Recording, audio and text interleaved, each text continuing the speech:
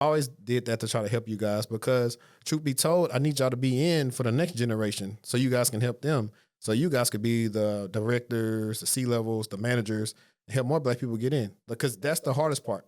You go through interviews, you'll start to be able to count on your finger how many people you interview with that kind of looks like you. So that's like another reason as well, like even for the whole platform and everything. But also the funny thing is I'll bring up your story a lot.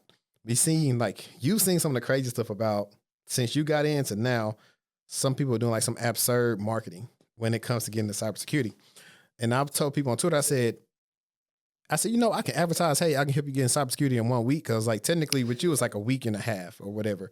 But I was like, that was an anomaly. Like that just happened. God's timing. You got on, you did that About Me post on LinkedIn, was a video, which I didn't even tell him to do. I just said, hey, post on LinkedIn. He went and did a whole video. And after that, he gave me a call. He was like, yo, I just talked to Critical Start. And they want to offer me. I'm like the only person with the certs. I forgot. Tell that story of like how you got the job at Critical Start. Yeah, it was like, man, like you were coaching me through the process, and you were like, hey, do all these things. And so I went in and I did all those things, and like it was like come in with notes and ask good questions, and here's some questions, and just kind of tailored to your style and to what you desire. And man, from there it was like it was just basic things really, and it was basic. It was all basic, but it worked. Yeah, I mean when we come to anything, whether we can keep it sports related or fixing the basics of doing like using a screwdriver, lefty loosey, righty tighty. That's a basic, but it's still going to screw the screw in when you do it at the end of the day. Oh, and another thing, I forgot. So this is actually what happened. So there's a backstory to it. Yeah. So I was following everybody at Critical Start. I was like, yo, on LinkedIn, I was like, I'm gonna follow everyone, everybody at Critical Start. That was my goal. So I did that. And there was one guy that reached back out to me, and I think he worked at Splunk. He was previously at Splunk, and he was the architect at Critical Start, and he came from Splunk. And so he was like, "Hey, man, you looking for a job?" Like he said something like that because I was following everybody from the company, and he was like, "Hey, you looking for a job?" or something like that. I can't remember it. And I was like, I took him out to eat. I was like, "Hey, I remember that." Yeah, I remember that. And we like had dinner at like BJ's or something like that, and I paid for his dinner and everything, and I didn't even know this guy, and I just was like, "Hey, let's just go." And I don't even think he mentioned like, "Do you want a job?" He just kind of reached back out to me, and I went and we had a conversation. I got to know how he started his career, and we just had a conversation. I did not know this guy at all. And then he was like, "Yo, I got you. Like, I'm a put a word in for you so you can get an interview." And that was it. And that was really what kind of propelled me with that situation. And that was even some situations that you had built for me that was still lingering in the background in case that didn't work out. So that was a lot that was building for me, even though I was just in it was like a 2-week burn. That was it. Yeah. But I always tell people, the people don't believe me because once it happens for them, they're going to like, he ain't lying. I always tell people networking is the equalizer. And I always used to, before Deontay Wilder got washed, I was like, Deontay Wilder not the best boxer, but if he land that right hand, you might go to sleep. Networking is your right hand. Because if you get the referral from the right person on the team and they like your personality, you are really close to possibly getting that job, especially if you know your stuff. Because at the end of the day, everybody want to work with people they want to work with. If you're pleasant to work with, they want to work with you. If you act like you're a know-it-all, like there's times where the smartest person does not always get the role. Yeah, because your job may be technical in nature, but you may also have to interact with clients. Yeah, facts. And so if they can't trust like that soft skill you, or you scaring clients off, I've seen the different stories about people getting in the shower matches with clients and stuff like that. That's not a good look. Yeah. So, but that's pretty cool. And even leaving Critical Start, like, well, we're gonna get into. Okay, I was gonna tell you about like we're gonna get into. Okay, it. we're gonna lay it out on the platform. So, because guys, I haven't told you, like, when you guys see the title of this, you're gonna be kind of wondering like how the story behind this title come up. So I'm laying out the first part of it now. I want you to talk about two things. one, because at the time I think all you had was the trifecta from CompTIA, right? Yeah, I had the trifecta. Maybe the CYSA. I can't even remember. Okay, I think he had like it didn't even matter. Yeah, yeah. But he went from, I think, what were you making at the school district? Dude, I was probably making like 27, 26, 27 probably, 30, 27, something like that. It like was from $27,000 to $30,000. And then what would you making when you went to Critical Start? I was making like maybe like 67 probably, and that's with the bonus. Yeah, but no. Now, mind you guys, this is 3 years ago. And there's still some people that don't even make $67,000 right now.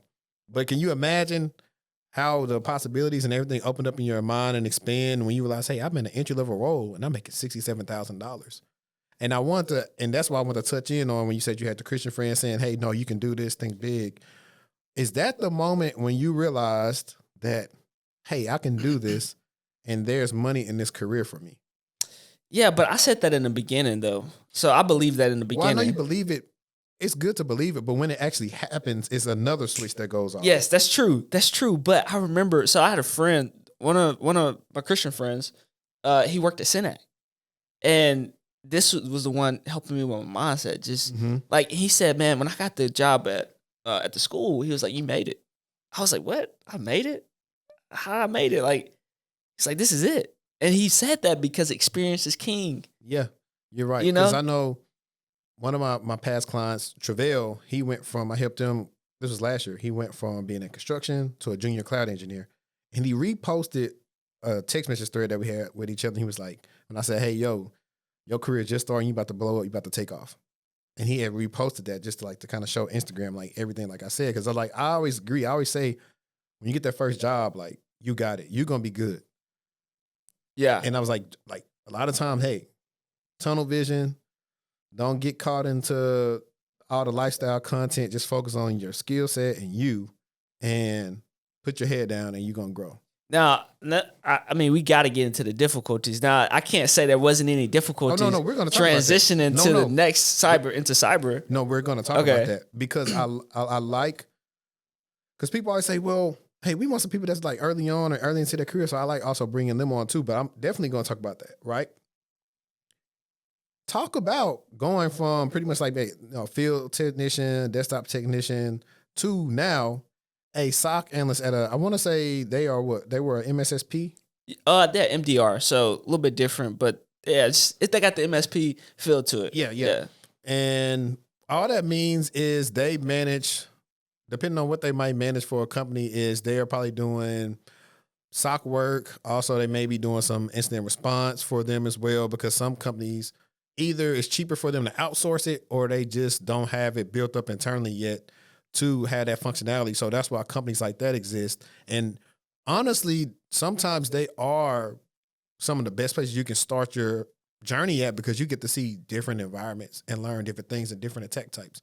Sometimes you get stymied early on in your career if you're in a company to where it's not a lot of action happening. So it's kind of like, it gets kind of like boring quick because nothing's happening. That can stymie your career. So like, it's really best to kind of be thrown in the fire, because once you kind of come through the fire, you're going to come out gold. So let's talk about the struggles of when you became a SOC analyst, and also talk about like why. I'll add this too. Talk about your struggles, and then how people always just think it's just some easy entry level role that, everybody can do. Because people come to me with the misconception like, oh, I want to do this. I want to start my career off and just be entry level SOC analyst. And I'm like, I hate to burst your bubble. It's 2024. It's not too many entry level SOC roles now. But let's talk about your struggles. Yeah. So the main struggles that I came into was it was all different for me. It was like new. Like I had been doing IT stuff, but it's different from security. It's a whole different monster. It's different conversations. It's security deals with everything. So you're not just dealing with one thing, or dealing with fixing like software issues and updating stuff, but you're like now securing a lot of different things, and you're learning how to use these tools. If you ever learn something new, you know how it feels, and it's all new. Like there's some parallel, but you're probably working in like 10 different tools. Yeah. 15 different tools. And you're trying to also learn the concepts of security, and you're learning about there's like, I think there's like what, 4 different main domains, which is like networking, endpoint access, and cloud. Like those are like, for me, those are like, how I group things. It's always got to come through the network. It's always got to come as a file or some type of file based detections, or you got some type of access issues. And so like you kind of got to learn how to categorize. So you kind of coming from a high level, a high view, but then you can't work the alerts if you don't know what's, in the weeds, So it's just like, it's a lot to take in, but kind of figuring out how to think about the thing, like how to categorize it, how to group it, how to break it up and break it into pieces, really helped me. But like, it was a struggle, man. Like, I really felt like I had the imposter syndrome. Like, it was like, I felt like, man, like, a lot of people I felt like were smarter than me. They had, they could, because I had just picked up a computer. Like, before this, I hadn't really touched a computer at all. Even before I started working IT, that was my first time really touching a computer, literally. Yeah. And so, But I think that's also a little bit generation based. Y'all, by the time you got to be like in high school and middle school, there was more technology that didn't really need you to use. Like, you use your phone to do a lot of stuff we used to have to use a computer for. yeah, When I was in high school. So that's what I'm saying. That's like, it's also like that difference, because that's one of the things that they talk about now with Gen Z is like, hey, Gen Z don't really know how to use computers like that. and I hated computers, to be honest. Like, legitimately, like there was no reason for like I hated computers. Like, I actually got hacked when I was in college because I called a fake Amazon, and I was kind of doing it like flippantly. I was like,